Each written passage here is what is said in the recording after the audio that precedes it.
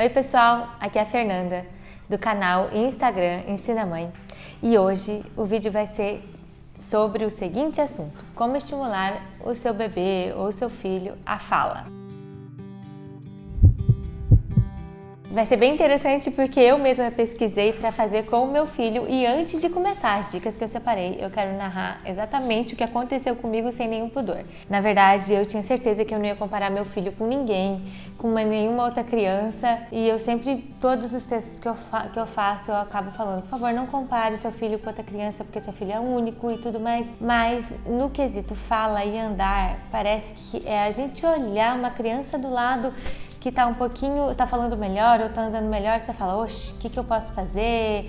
Ou isso acaba chamando a atenção da mãe. Não vou falar nem comparar, mas chamando a atenção da mãe. E então, antes de começar as dicas, eu queria bater na tecla de novo. Não compare. E nem que chame a atenção outro menino ou outra criança que esteja do lado, cada criança tem o seu tempo.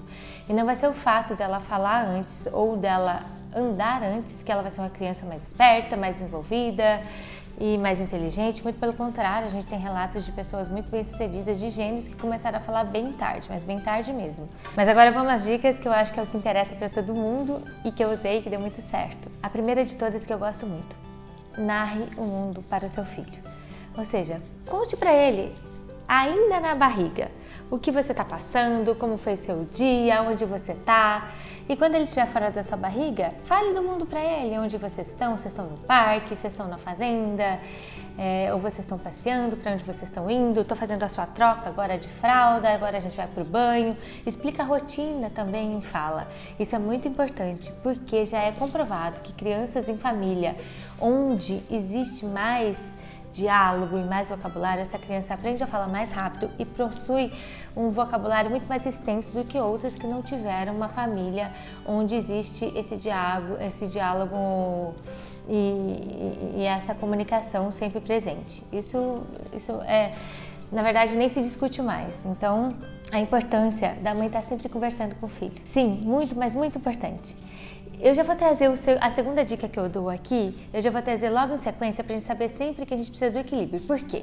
Eu tô falando aqui pra vocês narrarem o mundo, falarem muito e tudo mais, mas vou pedir também pra ter o silêncio na casa, pra dar o tempo para o filho. Inclusive quando ele começa a falar as primeiras palavras, que vai ser por um ano e pouco, ele vai estar falando má, pá, não sei qual vai ser a primeira grande palavra que ele vai falar, mas deixa ele falar. Quando ele estiver balbuciando mesmo, deixa ele falar. Quando ele estiver falando as primeiras palavras, deixa ele falar. Você pode até, enfim, ficar surpresa, mas nem tanto também. E deixa ele no tempo dele. Isso é muito importante. Ele ter o silêncio dele e ele ouvindo a voz dele, ele sabendo até onde ele vai, sem interrupção da mãe ou de familiares. Então, aqui duas dicas: narre o mundo com equilíbrio, porque ele vai ter que ter o silêncio também. Terceira dica que eu acho muito importante: o sentimento na hora da narrativa. Na hora da narrativa do que você está fazendo ou do que você está mostrando para ele, coloque o sentimento na sua voz. Que seja até de tristeza, de medo, de felicidade, a criança vai ter que ter essa percepção. E é muito importante que ela tenha pela voz da mãe. Quarta dica, e que a gente esquece bastante: a gente acha que às vezes o estímulo é só de falar, e não é tanto só de falar. Na verdade, a gente precisa também do tato. Como assim? Às vezes, quando eu quero ter mais atenção da criança, isso é provado. Quando você encosta na criança, você pega a criança, você toca a criança, ela entende muito mais do que palavras soltas. Além disso, quando você está querendo falar alguma coisa para a criança, olha só que maravilha, você vai falar: meu filho, a mamãe está mexendo com folha agora. Meu filho, a mamãe está mexendo com folha de papel agora. Quando você mostra e que quando você fala sobre o objeto, a criança consegue entender muito melhor do que só a fala sozinha. Importante também é o contato visual, olho com olho, e que a criança consiga ler o seu lábio.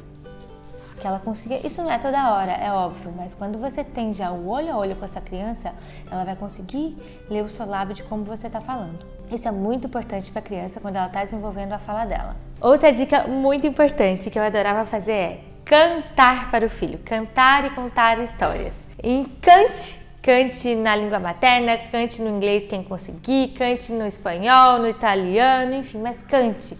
Com ritmo ou sem ritmo.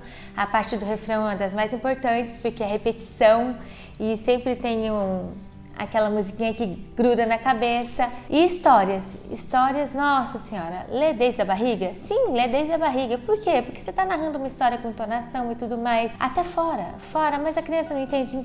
Pega o livrinho, deixa ela tocar no livro, aponta a figura, conte história pra ela. O coelho, nananana, olha...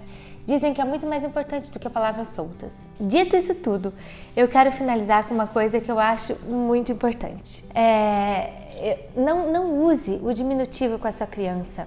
E nem muito, não sei como dizer, então eu vou falar nhenhenhê, porque a gente acaba achando que a criança é pequenininha, não tá entendendo, e muito pelo contrário, você tá atrapalhando o entendimento dela, porque você tá lá, a mamãezinha vai fazer uma mamadeirinha pro filhotinho, mimiminho, e até a voz muda, e não é isso que a gente quer. E depois a criança cresce aprendendo dessa maneira, você vai ter que reeducar a criança. Então já faça da maneira que a criança pode entender muito melhor e que a criança pode aprender corretamente, sem diminutivo, falando como se fosse falar com uma pessoa normal, até porque a criança vai entender muito melhor assim. Bom, essas foram as dicas que eu queria dar para você, que são as dicas mais naturais que a gente pode fazer no dia a dia. Tem só mais uma dica, que essa eu acho que é um dos maiores estímulos e que nem toda mãe acha tão adequado, mas eu fiz e eu acho que deve, eu não só acho adequado, mas acho também necessário, que é aí sim estimular para que a criança realmente fale. Como assim, Fernanda?